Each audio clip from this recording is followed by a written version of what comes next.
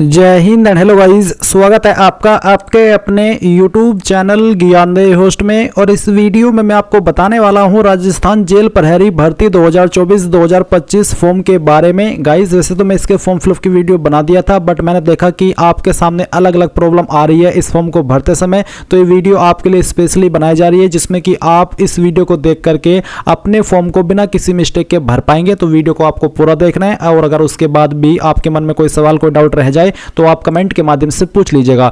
अगर गाइज आपने अभी तक वीडियो को लाइक शेयर नहीं किया और अगर आप चैनल के ऊपर नए हैं तो वो भी सब्सक्राइब कर दीजिएगा। और गाइज ये मेरी इस साल की सबसे पहली वीडियो है, तो आप सभी को नए साल की बहुत बहुत बधाई और शुभकामनाएं। और मैं दुआ करता हूं, आशा करता हूं कि आपने जो भी इस साल के अंदर पाने की चाह रखी है, अपना जो भी रेजोल्यूशन आपने बनाया है वो आपके सभी कंप्लीट हो और उसमें कोई भी रुकावट न आए, और आपको ऊपर वाला लंबी उम्र दे, आपको स्वस्थ रखे, और जो भी आपने चाहा इस साल से वो सब चीजें आपको मिले। ऐसी मेरी कामना है और ऐसी मेरी दुआ है।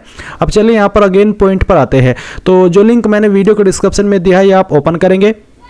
इसको ओपन करने के बाद आपको जानने को मिलेगा कि इसमें 803 पोस्ट है एंड यहाँ पर फॉर्म आप लोग 22 जनवरी 2025 तक भर पाएंगे। फिर इसमें अप्लाई करने के लिए 10वीं पास की योग्यता मांगी है और कैंडिडेट इसमें ऑल इंडिया से अप्लाई कर सकते हैं। एज लिमिट आप चेक कर सकते हैं, फीस की इन्फॉर्मेशन आपको दी गई है। तो ये सभी जानकारी चेक करने के बाद आप यहाँ पर अगर आपने एसएसओ की वेबसाइट के ऊपर OTR यानी कि वन टाइम रजिस्ट्रेशन नहीं करके रखा तो इस वीडियो को वॉच करके कर लीजिएगा, क्योंकि आपने एक बार OTR कर लिया तो फिर उसके बाद में जो भी फॉर्म निकलते हैं एसएसओ की वेबसाइट के माध्यम से वो आप बहुत ही सिंपल वे में भर पाते हैं। इसके बाद गाइज आप इंपॉर्टेंट लिंक के सेक्शन में आएंगे और अप्लाई ऑनलाइन लिंक इसके ऊपर क्लिक करेंगे। देन आपके सामने कुछ ऐसा इंटरफेस आ जाएगा। मैं आपको बता दूं कि अगर आपने इस वेबसाइट का इस्तेमाल करके पिछले 4-5 साल के अंदर कोई भी फॉर्म भरा है तो आपका अकाउंट बना हुआ होगा, आपको यहां पर दोबारा से रजिस्ट्रेशन करने की आवश्यकता नहीं है। आप उसी डिटेल से लॉगिन करेंगे जिसमें कि आपको आपकी एसएसओ आईडी या फिर यूजर नेम यहां पर एंटर करना है एंड जो आपने पासवर्ड बनाया था वो डालना है। बट गाइज अगर आप आपका पासवर्ड भूल चुके हैं तो आप यहां पर I forgot my password click here, इसके सामने क्लिक हियर पर क्लिक करेंगे एंड देन जो आपकी एसएसओ आईडी है वो यहां पर डालेंगे। जो मोबाइल नंबर या फिर ईमेल आईडी आपने रजिस्टर की थी वो डालेंगे, एक कैप्चा कोड फिल करेंगे एंड देन सबमिट के ऊपर आप जैसे ही क्लिक करेंगे तो आपको मैसेज के माध्यम से आपका जो पासवर्ड है वो सेंड कर दिया जाएगा। अगर आप आपकी एसएसओ आईडी भूले हैं तो आपको यहां पर उसको भी रिसेट करने का ऑप्शन दिया है। पर गाइज अगर आप यहां पर पहली बार इस वेबसाइट का इस्तेमाल करके कोई फॉर्म भर रहे हैं तो आपको रजिस्ट्रेशन करना होगा। इसके लिए आप यहां पर रजिस्ट्रेशन के ऊपर क्लिक करेंगे, फिर आपको यहां पर सेलेक्ट करना है कि आप इनमें से किस माध्यम से लॉगिन होना चाहते हैं। तो यहां पर आपको जन आधार का भी ऑप्शन दिया है और गूगल का भी ऑप्शन है, तो आप यहां पर गूगल सेलेक्ट कर लीजिएगा। गूगल सेलेक्ट करने के बाद में आपको आपकी ईमेल आईडी का यहां पर इस्तेमाल करना है। कोई भी ईमेल आईडी आप यहां पर डालिए एंड देन नेक्स्ट के ऊपर क्लिक कीजिए। अब गाइस यहां पर आपके सामने कुछ ऐसा इंटरफेस आएगा जैसे ही आप अपनी ईमेल आईडी एंड उसका पासवर्ड डाल करके लॉगिन कर लेंगे। अब आपको यहां पर आपकी एसएसओ आईडी बना लेनी है। आप अपनी ईमेल आईडी के अकॉर्डिंग जो एसएसओ आईडी फैच की गई है अगर यही रखना चाहते तो ये भी रख सकते हैं, अगर आपको इसमें कोई बदलाव करना है तो वो भी आप कर सकते हैं। फिर आपको एक पासवर्ड बनाना है नया, और आपका एक पासवर्ड कैसा होगा वो आप देख लीजिए। पासवर्ड के अंदर इंग्लिश का कैपिटल लेटर कम से कम एक, स्मॉल लेटर कम से कम एक, ज्यादा कितने भी हो सकते हैं, स्पेशल कैरेक्टर और साथ ही डिजिट का आपको इस्तेमाल करना है। तो कुछ इस तरह का पासवर्ड बनाने के बाद में उसको दोबारा डालेंगे, वेरीफाई कर देंगे, अपना मोबाइल नंबर डालेंगे जो कि आप रजिस्टर करना चाहते हैं, और यहाँ पर ईमेल आपकी ऑलरेडी दी गई है। इसके बाद में आपको रजिस्टर के ऊपर क्लिक करना है। अब गाइज आपके सामने लॉगिन का पेज आएगा जैसा कि आप यहां पर देख सकते हैं। अब आपको यहां पर वो आपकी एसएसओ आईडी डालनी है जो कि अभी आपने बनाई है, या फिर आपका यूजर नेम डालना है,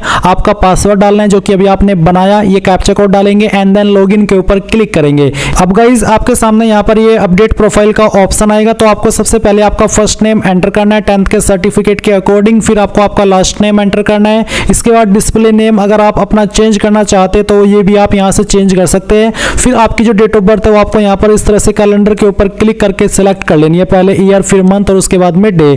देन गाइज यहाँ पर जेंडर आपको सेलेक्ट करना है। अगर आप यहाँ पर नंबर ऐड करना चाहते हैं, आपने नहीं किया तो आप यहाँ पर इसके सेक्शन के ऊपर क्लिक करके अपना नंबर डालेंगे, सेंड ओटीपी पर क्लिक करेंगे तो ओटीपी जाएगा, वो ओटीपी यहाँ पर डाल करके वेरीफाई करना है। ईमेल आईडी भी आप यहाँ पर ऐड कर सकते हैं या फिर चेंज कर सकते हैं। इसके अलावा आपको यहाँ पर पोस्टल एड्रेस में जो आपका प्रेजेंट एड्रेस है वो फिल करना है, और फिर जो आपका पोस्टल कोड है वो भी आपको यहाँ पर डाल देना है। पोस्टल कोड यानी कि जो आपका पिन कोड लगता है वो पिन कोड आप यहाँ पर लिखेंगे। सिटी डिस्ट्रिक्ट कौन सी है वो भी आपको यहाँ पर अपनी एंटर कर देनी है। एंड इसके बाद में गाइस आपकी जो स्टेट है वो भी आपको यहाँ पर सेलेक्ट कर लेनी है। फिर अगर आपकी बहामासा आईडी है तो वो आप यहाँ पर डाल देंगे, अगर नहीं है तो आप इसको ऐसे ही छोड़ दें। जन आधार आईडी है तो वो यहाँ पर डाल देंगे एडिट के ऊपर क्लिक करके, नहीं तो आप इसको ऐसे ही छोड़ देंगे। एंड उसके बाद में अगर आपका आधार आईडी है तो आप यहाँ पर डालेंगे, कोई ओल्ड एसएसओ आईडी है तो आप यहाँ पर दे देंगे। एंड उसके बाद में इन सभी जानकारी को चेक करते हुए आप अपडेट के ऊपर क्लिक करेंगे। प्रोफाइल की जानकारी अपडेट करने के बाद में गाइज आपको यहाँ पर लेफ्ट साइड में सिटीजन एप्स G2C इसके ऊपर क्लिक करना है। इसके ऊपर क्लिक करने के बाद आपके सामने ये सभी एप्स आ जाएंगे। आपको यहाँ पर रिक्रूटमेंट पोर्टल सर्च करना है, तो आप यहाँ पर REC लिख दीजिए और जो रिक्रूटमेंट पोर्टल का ऑप्शन है ये आपको टिक करना है। नाउ गाइज आपके सामने यहाँ पर कुछ ऐसा इंटरफेस आ जाएगा और आपको यहाँ पर ऑनगोइंग रिक्रूटमेंट सेक्शन के अंदर प्रहरी डायरेक्ट रिक्रूटमेंट 2024 देखने को मिलेगी। आपको यहाँ पर अप्लाई नाउ के ऊपर क्लिक करना है। अब इसके ऊपर क्लिक करने के बाद आप यहाँ पर प्रहरी के ऊपर क्लिक करेंगे। एंड देन यहाँ पर गाइज जो इन्फॉर्मेशन आपने OTR के अंदर भरी थी वो इन्फॉर्मेशन आपको यहाँ पर देखने को मिलेगी। तो अगर आपको इस इन्फॉर्मेशन में कोई चेंजेस करना है, कोई एडिट करना है, कोई मॉडिफिकेशन करना है तो आप अपडेट के ऊपर क्लिक करके कर लेंगे, नहीं तो आप यहाँ से प्रोसीड कर देंगे। अब प्रोसीड के ऊपर क्लिक करने के बाद जो आप यहाँ पर ग्रे व्हाइट के अंदर देख रहे हैं ये वो इन्फॉर्मेशन है जो कि अगर आप OTR की इन्फॉर्मेशन एडिट करेंगे, मॉडिफाई करेंगे तभी एडिट होगी। और आप ये यहाँ पर राइट साइड में क्लिक करके अपडेट प्रोफाइल पर क्लिक करके अपडेट कर सकते हैं। और जो बिल्कुल व्हाइट है ये वो इन्फॉर्मेशन है जो कि आप यहाँ पर चेंज भी कर सकते हैं अगर आपने OTR पहले से करके रखा है, और आप इसको नए सिरे से भर भी सकते हैं। तो आप यहाँ पर आपकी मदर्स का नेम डालेंगे, फिर आपकी डेट ऑफ बर्थ क्या है वो आपको देखने को मिलेगी। इसके बाद आती है कैटेगरी, तो जो भी आपकी कास्ट कैटेगरी है जैसे कि general, MBC, OBC, SC ST जो भी है बेसिकली वो आप सिलेक्ट कर लीजिएगा। फिर आपका इनमें से जो रिलीजन है वो रिलीजन आप सिलेक्ट कर लेंगे। मैरिटल स्टेटस क्या है, मैरिड, अनमैरिड, डाइवोर्स्ड, विडोवर जो भी है वो आपको यहाँ पर सेलेक्ट करना है। इसके बाद आप यहाँ पर देखेंगे कि अगर आपका मैरिटल स्टेटस अनमैरिड के अलावा कोई अन्य है तो फिर आपको बताना है कि आपके जीवित बच्चों की संख्या 1/6/2002 से पहले कितनी है और 1/6/2002 के बाद में कितनी है। पर अगर आप अनमैरिड है तो आप यहाँ पर इन सेक्शन के अंदर 00 भर दीजिएगा। फिर आप यहाँ पर आपका व्हाट्सअप का मोबाइल नंबर डालेंगे। अगर आपका व्हाट्सअप का मोबाइल नंबर नहीं है तो आप इसको खाली भी छोड़ सकते हैं। उसके बाद गाइज आप यहाँ पर आधार ID डालेंगे और फिर आप वेरीफाई के ऊपर क्लिक करके इसको वेरीफाई कर देंगे। साथ ही साथ यहाँ पर जन आधार आईडी का भी ऑप्शन है, तो अगर आपकी जन आधार आईडी बनी हुई है तो आप यहाँ पर इसको डाल दीजिएगा। इसके अलावा आप यहाँ पर एक ऑप्शन देखेंगे कि क्या आप राजस्थान के अनुसूचित क्षेत्र से संबंधित है, do you belong to scheduled area of Rajasthan. अगर हाँ तो यस, और अगर नहीं तो आप नो करेंगे। अगर आप यस करेंगे तो आपको आपके स्टेटस के अकॉर्डिंग बेसिकली इसको यस नो करना है। एंड इसके बाद फिर आएगा कोरस्पोंडेंस एड्रेस यानी कि प्रेजेंट एड्रेस। तो जो भी आपका प्रेजेंट एड्रेस है वो आप यहाँ पर लाइन 1, 2, 3 के अंदर थोड़ा थोड़ा पार्ट डाल करके एडजस्ट कर दीजिएगा। एंड इसके बाद आपकी जो भी स्टेट है वो आप सिलेक्ट कीजिए, डिस्ट्रिक्ट आपकी कौन सी है वो सिलेक्ट कर लेंगे, आपके सिटी विलेज का नाम यहाँ पर डाल देंगे, अपना पिन कोड डालेंगे। मैंने जो यहाँ पर एड्रेस की इन्फॉर्मेशन भरी हुई है ये सभी डमी है, फेक है, कोई रियल जानकारी नहीं है। अब ये सभी इन्फॉर्मेशन भरने के बाद आप यहाँ पर नेक्स्ट के ऊपर क्लिक करेंगे। नेक्स्ट के ऊपर क्लिक करने के बाद में यहाँ पर डिक्लेरेशन आया है कि मैं घोषणा करता हूँ या फिर करती हूँ कि मैंने आधार पंजीकरण के लिए नामांकन नहीं किया है। यदि मेरे द्वारा प्रदान की गई जानकारी या और कोई भी जानकारी किसी भी स्तर पर गलत या असत्य पाई जाती है तो मैं इसके लिए व्यक्तिगत रूप से जिम्मेदार रहूंगा या फिर रहूंगी और मेरे खिलाफ धारा 182 के तहत कार्यवाही की जा सकती है। तो बेसिकली है कि जो इन्फॉर्मेशन आप यहाँ पर भर रहे हैं वो रियल होनी चाहिए, और अगर आप ऐसा नहीं करते तो फिर बाद में जाकर के आपको प्रॉब्लम फेस करनी पड़ सकती है। इसलिए गाइज आप यहाँ पर इसके ऊपर टिक करेंगे एंड देन यहाँ से आप ओके कर देंगे। अब ओके करने के बाद 3 डिक्लेरेशन आपके सामने है। पहला है कि मैं 10वीं की मार्कशीट के साथ अपने प्रोफाइल विवरण को सत्यापित करना चाहता हूं या फिर चाहती हूं। अगर ऐसा है तो पहले वाले के ऊपर टिक कर देंगे। सेकेंडली है कि मैं राजस्थान का निवासी हूं और बोनाफाइड प्रमाण पत्र के साथ अपने प्रोफाइल विवरण को सत्यापित करना चाहता हूं या फिर चाहती हूं। अगर आप इसके माध्यम से करना चाहते तो आप सेकंड ऑप्शन टिक करेंगे। तीसरा है कि मैं अपनी प्रोफाइल विवरण सत्यापित करने में असमर्थ हूं यानी कि आप अनेबल है और इसलिए मैं निर्धारित समय से 1.5 घंटा पहले परीक्षा केंद्र पर उपस्थित होऊंगा या फिर होंगी। तो अगर आप ऊपर के 2 ऑप्शन के माध्यम से अपनी जो प्रोफाइल है उसको वेरीफाई करने में असमर्थ है तो आप तीसरा ऑप्शन भी सिलेक्ट कर सकते हैं। बस इसमें आपको एग्जाम सेंटर पर जो भी आपका एग्जाम टाइम होगा उसके 1.5 घंटा पहले पहुंचना होगा। इसके अतिरिक्त बाकी सभी चीज़ें सेम रहेगी। तो जो भी आप सिलेक्ट करना चाहे आपके स्टेटस के अकॉर्डिंग वो आप सेलेक्ट कीजिए और यहाँ से ओके कर दीजिए। अब आपके सामने यहाँ पर पर्सनल डिटेल आ चुकी है। तो आप सबसे पहले डोमिसाइल डिटेल बताएंगे, तो नेशनलिटी में आप इंडियन सेलेक्ट कर लेंगे और फिर आपकी होम स्टेट कौन सी है वो आप सेलेक्ट करेंगे एंड देन आपकी होम डिस्ट्रिक्ट आपको सेलेक्ट करनी होगी। और फिर settled in India from other country, क्या आप इंडिया के अंदर किसी अन्य कंट्री से सेटल हुए हैं? अगर हाँ तो यस, नहीं तो आप नो करेंगे। अगर आप यस करते तो फिर आपको बताना कि आप कौन सी कंट्री से इंडिया के अंदर सेटल हुए हैं। फिर आता है कि आर यू एक्स सर्विसमैन, क्या आप एक भूतपूर्व सैनिक है? अगर हाँ तो यस, नहीं तो आप नो कर देंगे। इसके अलावा एक और सवाल है कि are you outstanding sports person, क्या आप एक उत्कृष्ट या फिर एक मेधावी खिलाड़ी है? अगर है तो यस, नहीं तो आप यहाँ पर नो करेंगे। फिर एक और सवाल है कि are you exciting government department public undertaking employ, अगर हाँ तो यस, नहीं तो यहाँ पर भी आप नो करेंगे। फिर do you want any additional age relaxation, क्या आपको कोई अतिरिक्त छूट चाहिए जो कि इन कैटेगरी को मिलती है, जैसे कि ex prisoner, NCC cadet, instructor, reservist, army personnel, temporary government employ. तो अगर आपकी इनमें से कोई कैटेगरी है तो सिलेक्ट कर लें, नहीं तो आप नोट एप्लीकेबल के ऊपर क्लिक करेंगे एंड देन आप यहाँ पर नीचे नेक्स्ट के ऊपर क्लिक कर देंगे।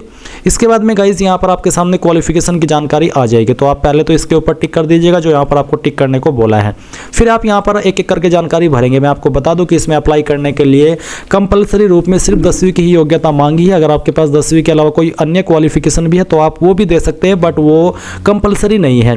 तो जैसे कि यहाँ पर सेकेंडरी ऑप्शन मैंने जानकारी पहले से भरी हुई है OTR के अंदर। तो सब्जेक्ट ग्रुप में आप बताएंगे। अब बेसिकली सब्जेक्ट ग्रुप में आप या तो नॉट एप्लीकेबल लिख सकते हैं या फिर आप ऑल जनरल सब्जेक्ट लिख सकते हैं, आपकी चॉइस है। नॉट एप्लीकेबल भी लिख सकते हैं या फिर ऑल जनरल सब्जेक्ट।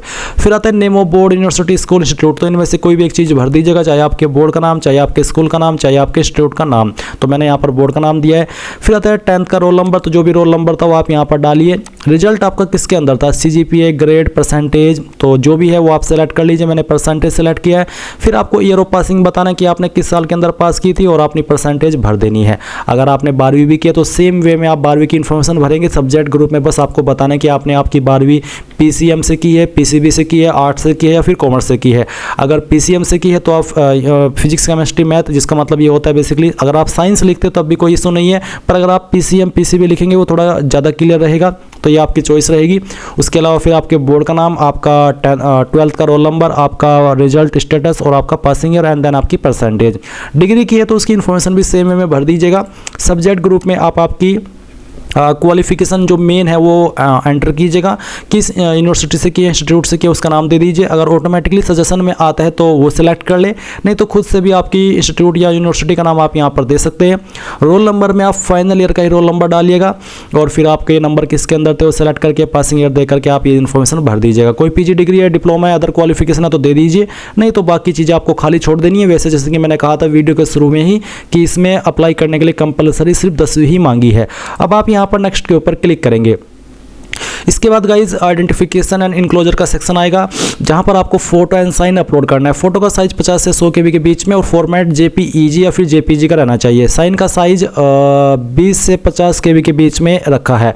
तो आप यहां पर चूज फाइल के ऊपर क्लिक करेंगे और जहां पर भी आपकी फोटो फाइल है वो फाइल आप सिलेक्ट कर लेंगे। मैं इस फॉर्म को डेमो के लिए भरा हूं तो मैं यहाँ पर एक रैंडम फाइल सेलेक्ट कर लेता हूँ और इसको ओपन करता हूँ तो आपका फाइल इस तरह से आ जाएगा।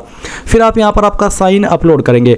तो इसमें गाइज ध्यान दीजिए साइज 20 से 50 KB के बीच में रखा है। तो जहां पर साइन की फाइल है वो आप सिलेक्ट कीजिए, ओपन कीजिए एंड देन यहाँ पर आपका साइन आ जाएगा। फिर आए विजिबल बॉडी मार्क। तो आपकी बॉडी के ऊपर ऐसा निशान जिससे आपकी बॉडी की पहचान होती है, ये निशान आपकी बॉडी के ऊपर कहीं पर भी हो सकता है, बट ध्यान दीजिए कि ये जो निशान आपका है ये कहीं प्राइवेट जगह पर नहीं होना चाहिए क्योंकि टाइम आने पर ये निशान आपका चेक भी किया जा सकता है। तो आप यहाँ पर ऐसा निशान का लिखिएगा जो आप दिखा भी सके। और अगर आपकी बॉडी के ऊपर ढूंढने के बाद भी कोई निशान नहीं मिलता तो आप यहाँ पर नो मार्क लिख सकते हैं क्योंकि ये निशान आपको भरना अनिवार्य है। उसके बाद आप यहाँ पर नेक्स्ट के ऊपर क्लिक कर देंगे।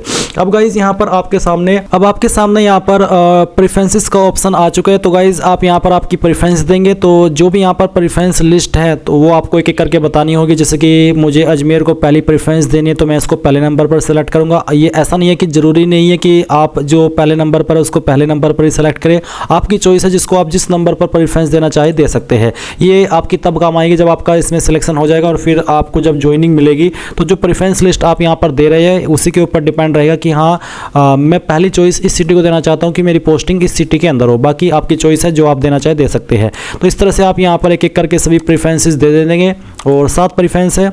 मेरे सामने तो 7 ही आ रही है, आपका पता नहीं कि आपके सामने कितनी आएगी। जो भी आएगी वो सभी आपको देनी अनिवार्य रहेगी। तो एक एक करके आप यहाँ पर इस तरह से प्रेफरेंस दे दीजिएगा एंड देन आप यहाँ पर नेक्स्ट के ऊपर क्लिक करेंगे।